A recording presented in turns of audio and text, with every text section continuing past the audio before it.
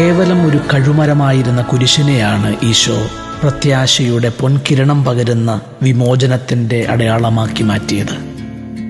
ഇന്നിൻ്റെ വഴിത്താരകളിൽ ആസക്തികൾ ചുറ്റും കൂടി പ്രലോഭനങ്ങളുടെ വിരുന്നൊരുക്കുമ്പോൾ, നിരൂപിക്കാത്ത തിന്മകൾ നിരന്നുനിന്ന് കുറ്റാരോപണം നടത്തുമ്പോൾ, രോഗക്ലേശങ്ങൾ ഒരുമിച്ചു ചേർന്ന് നാളെയുടെ നല്ല സ്വപ്നങ്ങളെ തല്ലിത്തകർക്കുമ്പോൾ, ഓശാന വിളികളെല്ലാം അല്പായുസായി അലിഞ്ഞുതീരുമ്പോൾ, ഇടറാതെ പതറാതെ നടന്നു നീങ്ങുവാൻ നമുക്ക് പ്രതീക്ഷ നൽകുന്നതും നമ്മെ ശാക്തീകരിക്കുന്നതും ഈശോയുടെ കുരിശിൻ്റെ വഴിയുടെ ആത്മീയ ദർശനം മാത്രമാണെന്ന ആഴമായ അവബോധം ജീവിതാന്ത്യം വരെ നിലനിൽക്കുന്ന അഭിഷേകമായി ഈ നോമ്പുകാലത്ത് നമ്മിൽ നിറയട്ടെ.